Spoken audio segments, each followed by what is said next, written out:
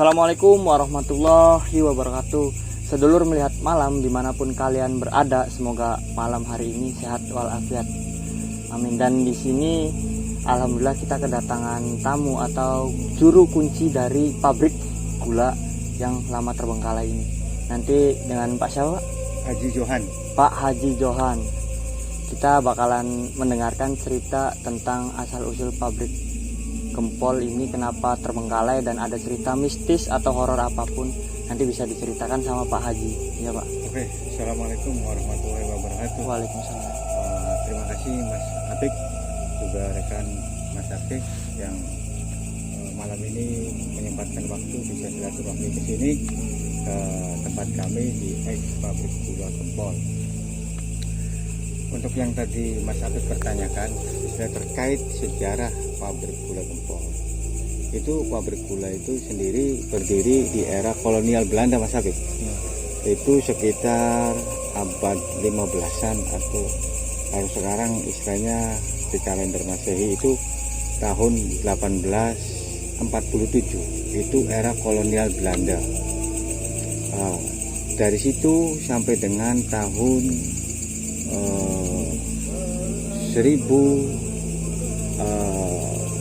1942 dikuasai oleh Jepang. Jepang mendarat ke kita nih Mas Apik, itu kronologisnya. Setelah Belanda digeser oleh Jepang dari tahun 1847, digeser oleh Jepang tahun 1942, sehingga pada waktu Indonesia merdeka baru diserahkan dari pihak Jepang ke negara kita, karena negara kita merdeka pada waktu itu tahun 1945. Dan pabrik gula gempol itu berjalan lancar sampai dengan tahun 1995 baru berhenti. Dan berhenti tersebut karena kami sendiri di sini tidak tahu ya apa kronologisnya pemberhentian pabrik tersebut, karena kami di sini hanya sebatas menjaga aset atau areal yang diperintahkan untuk menjaga. Terkait hal itu, hal-hal yang mistis di sini, untuk informasi dari orang-orang tua dulu ataupun istilah rekan kerja yang senior yang dulu yang setelah ini ya, bahwa di sini terkenal dengan namanya sosok perempuan tua atau sosok pengayom bagi kita pribadi itu Mas Apik. Itu yang namanya katakan orang sini atau lingkungan wilayah Palimanan dan sekitarnya itu sudah terkenal, itu Nyai Berintik. Nyai Berintik, sosok perempuan tua Nyai Berintik. Tapi saya pribadi itu memanggilnya Ibu Nyai Berintik. Ibu Nyai, memanggilnya Ibu Nyai. Dan kalau untuk yang punya pabrik sendiri dulu di era kolonial Belanda itu namanya, kalau untuk laki-lakinya namanya Van Hosten, Mr. Van Hosten, dan istrinya itu namanya Ibu Ratu Wilhelmina. Itu istri Belandanya juga sama suaminya, artinya namanya Ibu Ratu Wilhelmina. Bahkan korinya itu masih sewaktu-waktu ada saksi hidupnya itu sering main di rumah ya bersama bekas peninggalan Belanda juga di daerah Kelangenan. Daerah Kelangenan itu dekat kantor pos, rumahnya tingkat. Itu ada saksi hidupnya keluarganya. Mungkin beliau itu nggak tahu masih ada nggak. Terakhir kita silaturahmi ke sana itu usianya udah sepuh banget, antara 80 lebih lah itu istilahnya. Dan beliau menceritakan masih sehat, masih istilahnya masih berbicaranya masih lantang. Tuh, ada di kata beliau itu istilahnya Ibu Ratu Helmina itu selalu datang setiap waktu-waktu tertentu itu main. Nah, beliau itu kadang bilang harus ngunjungin pabrik gula itu. Nah, kalau untuk pabrik gula gempol sendiri, hal-hal mistisnya ya itulah, artinya sosok perempuan tua sebagai pengayom itu namanya Nyai Berintik. Juga ada sosok namanya Korin, daripada istilahnya anak cucunya Belanda. Itu namanya Mrs. Anna. Mrs. Anna.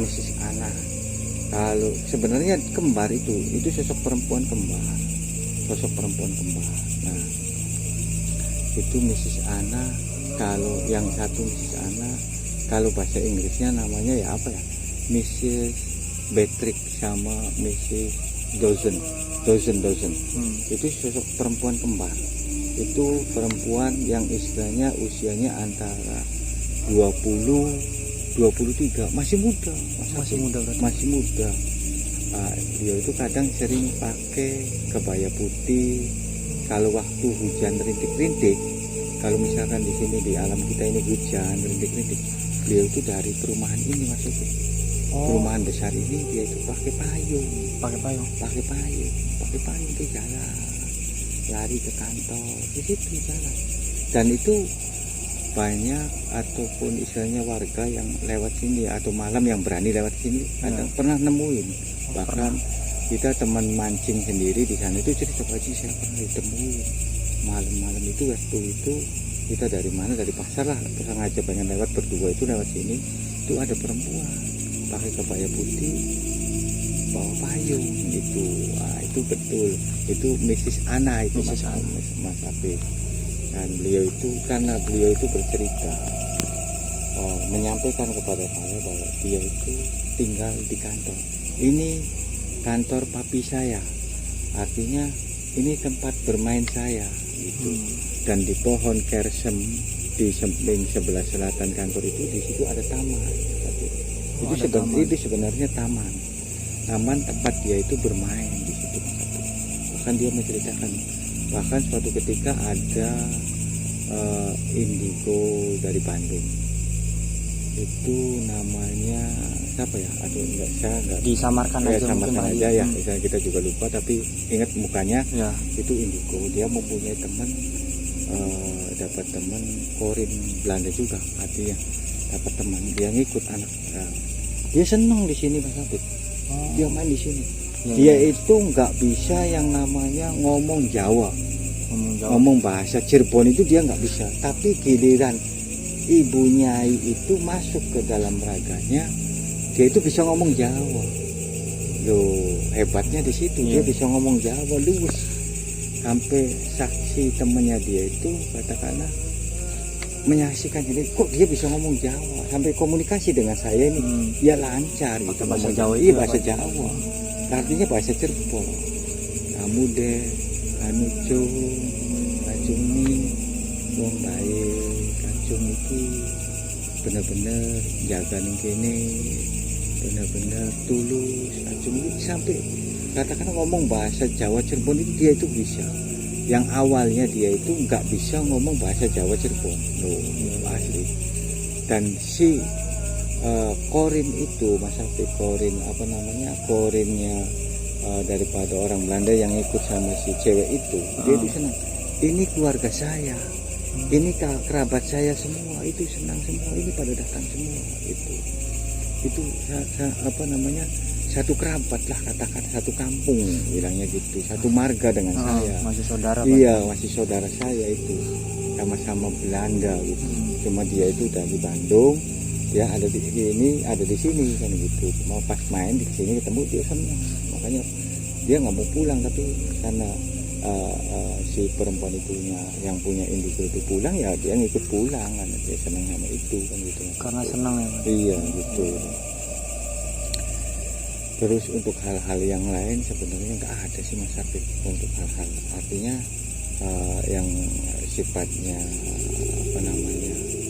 katakanlah viral ataupun yang istilahnya bagaimana, nggak ada. Tapi artinya banyak YouTuber yang kesini, banyak orang yang bikin konten-konten kreatif di sini hanya sebatas menemukan sesuatu, katakanlah langkah seseorang ataupun suara-suara tetap kayak semacam pasukan tentara atau gimana ya, mungkin itu tentara kolonial Belanda atau bagaimana kan gitu. Kalau orang-orang yang mempunyai indera keenam ataupun indigo, mungkin mereka bisa merasakan atau bahkan bisa berinteraksi Mas Afif kan gitu loh. Dan saya pribadi di sini saya nggak berani asal menyatakan bahwa saya itu sebagai juru kunci, artinya kalau bukan dapat mandat dari beliau Sohibul Goib yang ada di sini gitu. Berarti percaya sama Pak Haji Iya, jaga tempat ini. nah pas itu ini. makanya dari awal itu mereka itu mengamanati kepada saya bahwa suruh menjaga, suruh merawat di sini, artinya untuk jangan sampai tempat ini dijadikan hal-hal yang tidak baik. Betul itu sekali. Iya, itu loh tempat yang istilahnya mohon maaf ya buat istilahnya bagaimana lah istilahnya kan gitu loh. Jadi kami nggak bisa menjelaskan, intinya tempat ini jangan sampai disalahgunakan. Tempat ini tetap dijaga, tetap istilahnya mudah-mudahan ya kedepannya tempat ini akan lebih baik kan gitu. Amin. Mungkin bisa beroperasi lagi atau jadi pabrik yang baru Pak ya. Iya, salah satunya investor yang lain itu bisa berdatangan di sini kan. Betul. Karena apa ya? Yang utama itu orang itu melihat keangkeran tempat. Ini bahasa keangkeran ya. Dimanapun tempat yang namanya tidak produktif, tidak istilahnya berfungsi, itu suwung, sepi. Nah itu yang bisa menjadikan halu ataupun sugesti kita menyatakan tempat itu angker. Ya, benar-benar. Oh gitu Mas Habib.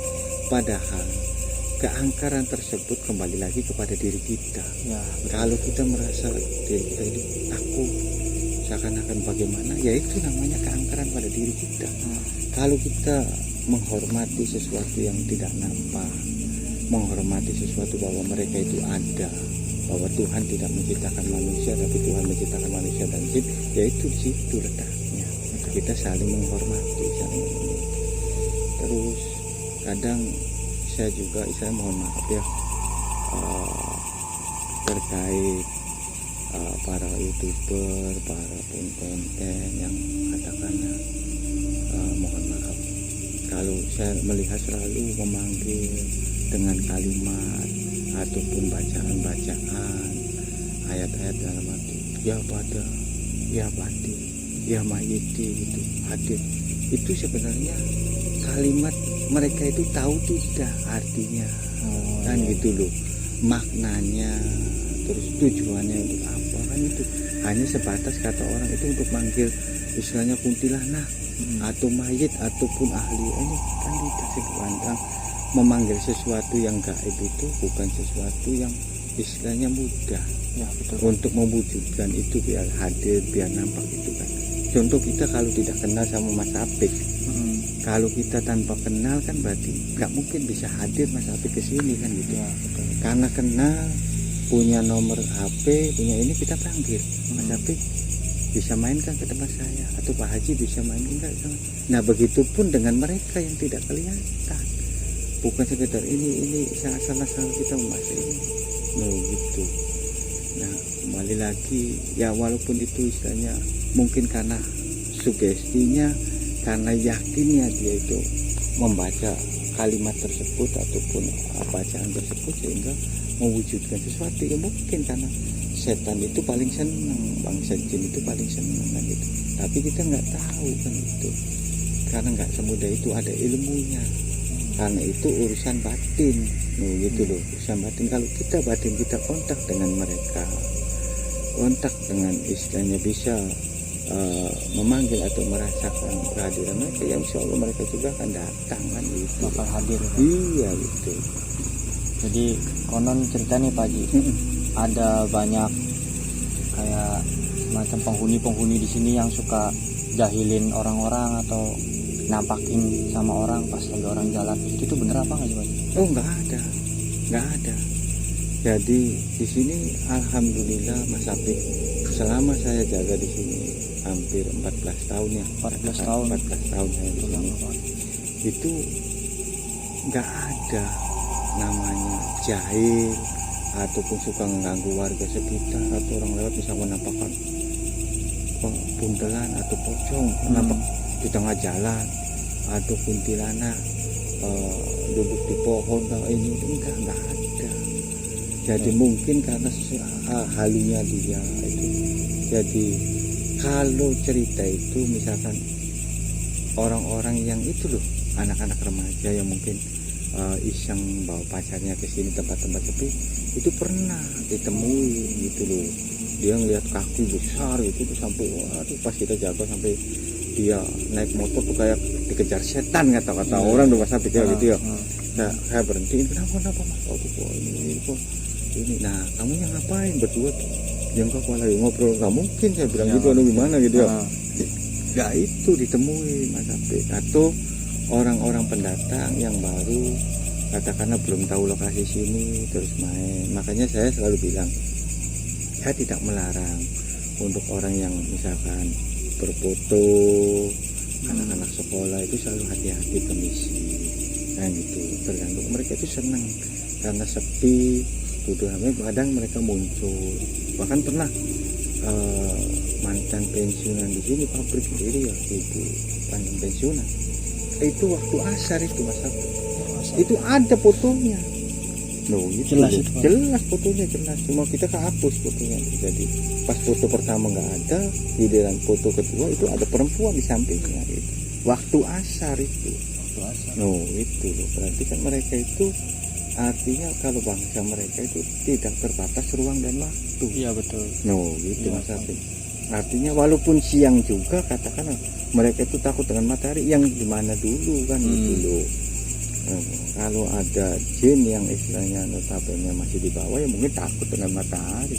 Tapi kalau yang udah tinggi yang nggak mempan ya mau matahari kan mau gitu. siang, Mau siang malam artinya tidak terbatas ruang dan waktu. Kapanpun, dimanapun jangkauannya seberapa jauh pun mereka sampai kan gitu. Nah itulah makanya perlu adanya pengetahuan tentang atau keilmuan tentang ke arah itu, bukan sekedar kita istilahnya memanggil dengan amalan, dengan bacaan itu bukan gitu, nah mungkin Mas Apik sendiri punya pegangan. Nah itu kan sama aja, misalnya Mas Apik konten, kalau misalnya kita nggak permisi, nggak bisa urus salam dulu, nggak ini katakanlah adabnya, itu walaupun kita punya apa namanya ya, benteng ataupun punya khodam pendamping, kita pendampingnya satu itunya ribuan gimana kan gitu loh. Makanya terjang nanti diserang ini kalah ini terus yang dititir katakanlah diserang terus ya nggak mampu sekuat-kuatnya satu diserang sama ratusan kan gitu kan loh, don kan begitu loh masalah kan. Tapi kalau kita hanya urus salam, permisi, nggak unggunya dipakai, adabnya dipakai, terus dengan sendirinya batin dengan khodam kita tuh kontak, apa sih kamu tuh pengen apa? Ini loh majikan saya, raga saya ini tuh pengen konten di sini, nggak apa-apa. Tapi kadang manusiawi itu, sifat manusiawi itu kadang nggak ada, karena ada sombongnya. Nah nggak ada apa-apa lah ini karena sudah di backup oleh khodam tersebut loh. Tanpa sepengetahuan kita, kodam yang ada di dalam diri kita itu udah komunikasi dengan mereka. Udah menjaga dulu. Apa sih fungsinya kodam? Kodam itu adalah membantu kita tanpa sepengetahuan kita, kan gitu. Loh, jadi mereka itu membackup dulu. Ngapain ke sini? Ini majikan saya ini, raganya ini pengen ke sini. Si Apik tuh pengen bikin konten. Loh, tolonglah. Jangan keluar atau jangan membahayakan mereka, jangan membahayakan dia. Udah ditahan dulu. Tapi kadang kita manusianya nggak sadar, nggak ada apa-apa lah. Waduh inilah cuma sini. Tapi giliran kodamnya ini yang karena ngerasa ini yang ditempatinya ini nggak sesuai dengan dia, nggak cara. Kita minggir dulu, coba dirasakan dia. Ya jadi langsung gitu loh. Makanya banyak yang keserang sampai muntah darah atau segala macam ya itu. Nah di sini Pak Haji Apik mau ada pertanyaan sedikit mungkin. Kan banyak orang, beberapa orang yang terkenal sama cerobong asap itu. Nah, sebenarnya cerobong asap itu ada apa Pak? Jadi kalau cerobong asap itu katakanlah mungkin singgasana ya. Singgasananya? Iya, singgasananya di situ, kumpulannya di situ. Dan itu sosok Pijalu itu ada di situ. Sosok Pijalu katakanlah, ada orang-orang sih sosok Pijalu ya. Ada yang bilang Pijalu, ada yang bilang itu naga banda. Ya kalau menurut kita sih itu memang itu naga banda. Artinya sesuatu jin yang menjaga Belanda, kekayaannya Belanda kan gitu loh. Menjaga harta bendanya Belanda kan gitu. Mungkin dulu kan zaman company kan kalau sama ini orang-orang pintar atau dukun-dukun kan di zaman Indonesia kan itu kamu harus nurut sama saya, dijadikan tameng untuk ini kan gitu loh. Kamu ini korbannya kan orang-orang kita kan gitu loh. Nah di situ kan mungkin ditancapin pusaka atau bagaimana, di situ kumpulan di situ. Kalau di sini alun-alunnya itu di situ tuh. Alun-alunnya tempat bermainnya itu di pohon beringin. Pohon beringin. Ya itu tuh pohon. Jadi ada alun-alun tempat Iya, bermain. alun-alun bermain. Kalau main sih semuanya di sekitar ini juga ada semua, tapi yang kalau katakan di sini Palimanan, alun-alunnya di Palimanan gitu kan. Kumpul gitu. paling utamanya. Kumpulnya titik pusat kumpulnya di situ kan gitu loh. Itu untuk istilahnya lingkungan di sini kan gitu.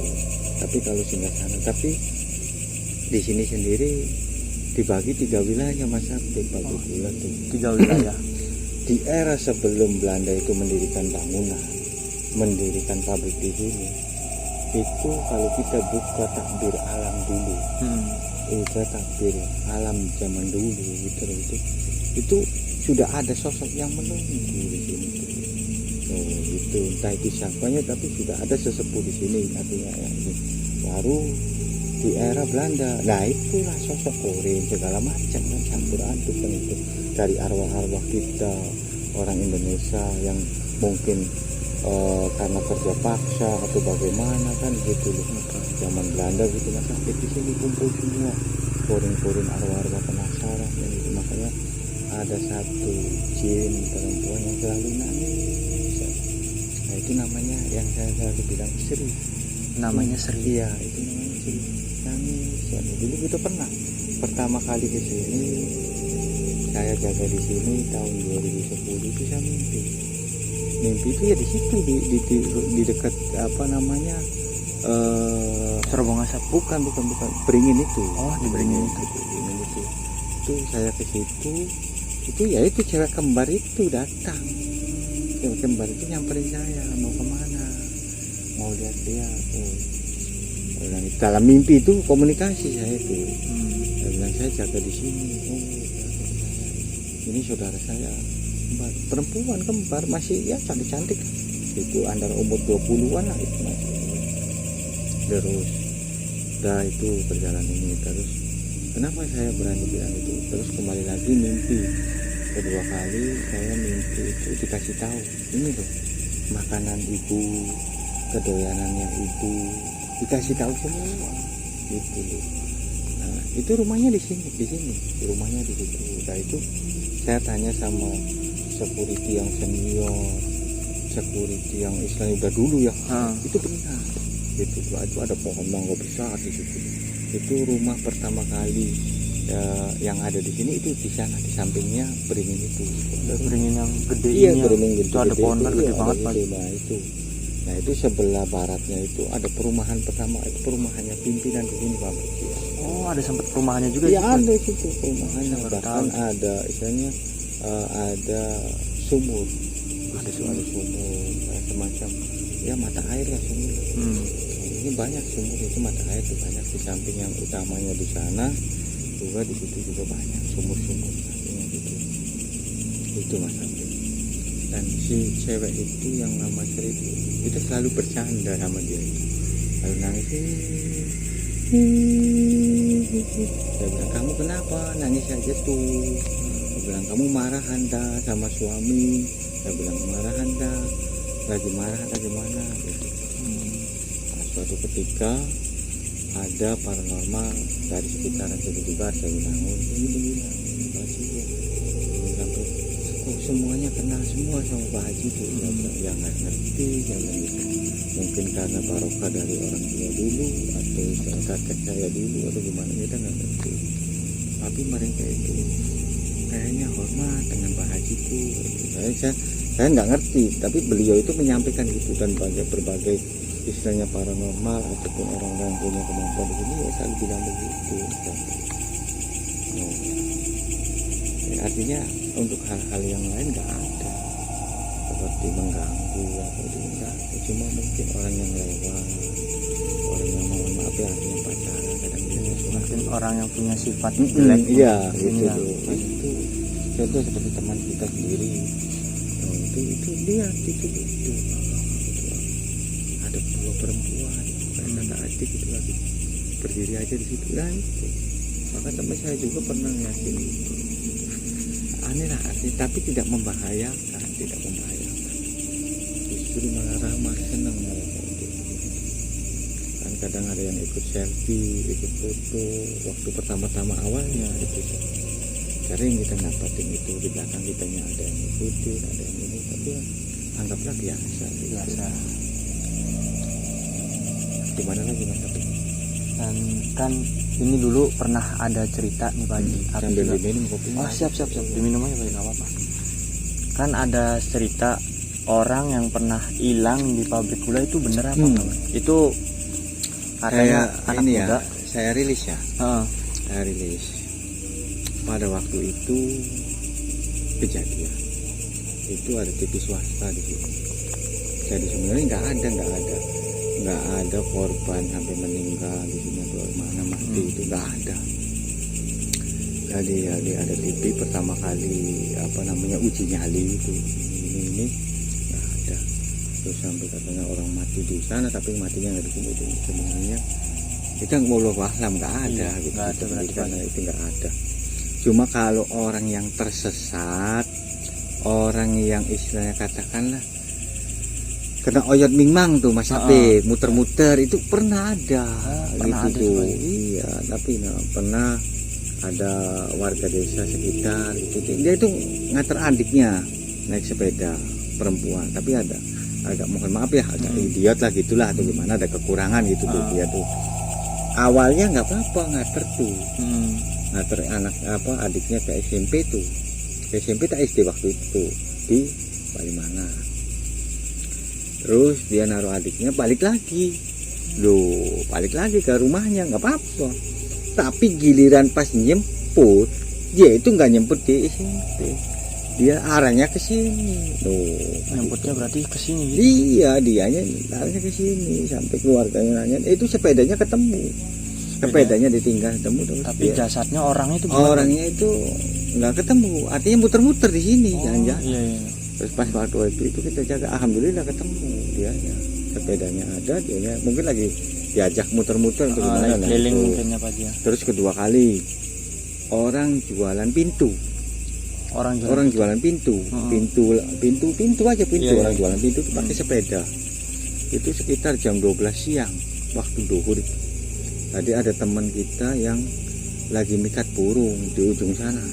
Iya. Di ujung sana. Nah, si orang tersebut itu apa namanya bawa sepeda jualan pintu. Itu bilangnya itu di sana itu ada rumah bagus.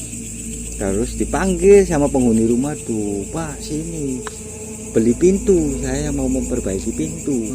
Pintu saya rusak, ini saya mau beli pintu. Ya wis, orang itu datang ke situ. Nyampe di situ nggak ada rumah, nggak ada apa, hanya alas pelukar itu. Dia pulang itu muter-muter situ aja. Muter belakang udang pupuk sana balik lagi, muter lagi. Sampai teman sayanya itu si Mas Maman itu yang lagi mikat burung itu, dia memperhatikan kok orang ini muter-muter itu nyari siapa gitu tuh. Jadi dia penasaran, ditanya dia tuh, Pak, Bapak itu ini, aduh, saya tuh dari jam berapa udah muter-muter ke sini. Awalnya gimana Pak? Saya tuh ngelihat rumah bagus, ada 2 orang manggil saya gitu loh, pengen beli pintu. Nggak tahunya pas nyampe situ nggak ada rumah, nggak ada orang. Saya muter-muter terus di sini nih. Jadi sekarang mau apa? Kata si Mas Mamannya tuh. Nah itu, ya mau pulang kok, jalannya nggak ketemu-temu. Udah sini ikut jalan. Nah si Mas Maman itu nyari saya. Pas waktu itu bukan jaganya saya. Ci, kamu kemarin jaga nggak? Itu ada orang itu nggak bisa pulang, muter-muter situ. Untung kitanya lagi pas lagi nikah gitu loh. Dan bahkan orang yang cari burungnya pun sampai sekarang nggak nyari-nyari burung lagi karena tahu nyaksiin Sampai sekarang sendiri, itu aja. iya gitu loh. Mungkin Mungkin tahu karena nyata kayak iya gitu nyata ya. ngeliat sendiri dia jadi nggak berani kan Iya, gitu loh. Ya, terus hal yang aneh lagi kedua kali itu ya sama orang juga. yang jualan pintu lagi.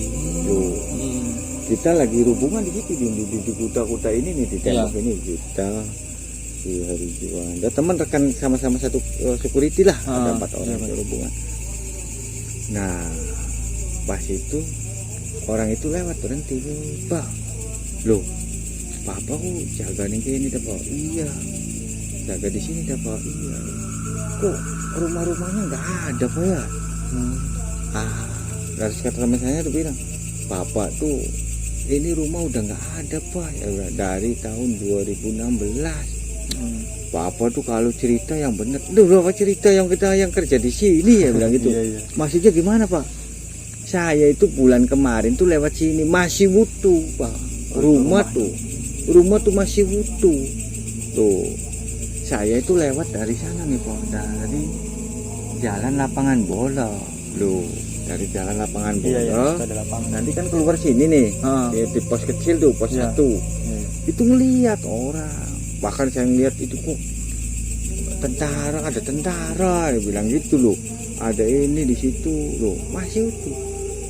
Nah itu giliran nanya ke Bapak masih nggak ada. Yang benar Pak, bener bulan kemarin saya itu lewat. Lah sekarang sampai sekarang orangnya nggak lewat sini lagi. Sampai sekarang. Karena mungkin sering dijailin. No gitu. Wah, itu. Nah hal itu. Nah kalau terkait orang hilang sebenarnya nggak hilang, artinya gimana? Jadi si anak itu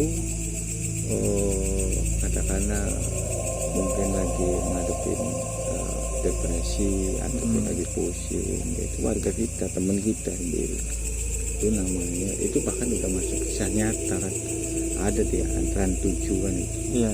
Trans 7 apa Trans TV itu waktu itu kisah nyata. Dan bahkan keluarganya pun menyatakan betul. Nah, berarti sampai sekarang mungkin. Sampai sekarang nggak ketemu. Kalau secara dohir dia itu pergi kemana suatu daerah pasti pulang. Iya betul. Kan gitu loh logikanya. Kalau nggak ini, tapi nyatanya dia itu lagi main di sini. Waktu masih rame. Waktu tahun sekitar antara tahun 2000-an lah. 2000-an bangunan masih ini segala macam masih komplit, lagi main. Lihat ini main-main ke situ. Cari pohon mangga gitu, mungkin gimana, terus dia tuh diajak pulang nggak mau sama bapaknya tuh sampai sekarang. Tapi itu sempat ditemukan nggak Pak? Enggak sempat ketemu pulang, terus dia masuk lagi. Itu mungkin ada yang nyenengin atau bagaimana nggak ngerti kan itu loh. Jadi mungkin sudah jadi penghuni sini. Dan bisa yang istilahnya ini lagi, ada temennya security sini, dia itu datang di sini nih main, kan udah janjian nih orang sebelah lah, kampung sebelah gitu, beda kecamatannya tapi deket, kecamatan Depok. Dia itu main di sini ke teman kita antara jam 12-an. Nah pas itu teman kita yang lagi jaga itu mungkin lagi makan ataupun lagi keluar dulu, dia di sini. Nah itu lihat orang di situ pakai kopiah, pakai sarung, pakai kopiah. Mas ditanya itu si temennya security, teman kita tuh, anggota kita tuh tanya, Mas mau kemana? Loh, saya mau cari teman Pak. Gitu loh. Temannya di mana? Itu jaga di pos itu, pos apa? Bapak dari mana kok ada di sini sendirian? Orang kita di sini asli Pak. Asli sini kita di sini udah lama. Itu rumah saya tuh kelihatan tuh. Di pos itu di samping beringin. Oh di samping pohon beringin. Oh di samping beringin itu tuh sebelah baratnya itu bilang begitu. Bapak tuh kalau ngomong tuh yang benar. Ini tuh tempat nih gelap begini, mana rumahnya, nggak ada rumah, nggak ada apa.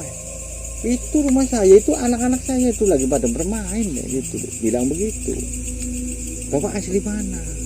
Saya aslinya dari Arjuna, dari Kosong. Itu saya udah nikah di sini, itu anak saya, itu istri saya di sini, bilang begitu.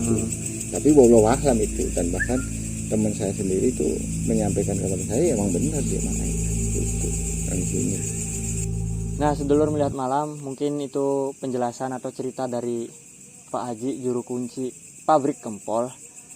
Kalau ada yang bisa ditanyakan, silakan di kolom komentar. Ya, mungkin sekian aja Pak Haji ceritanya dari Pak Haji. Makasih untuk ceritanya. Siap. Kalian yang belum subscribe, yang belum like, komen, silakan di komen, di like, dan juga di subscribe. Jangan lupa ikuti penelusuran kami di Melihat Malam. Wabillahi taufiq wal hidayah. Wassalamualaikum warahmatullahi wabarakatuh.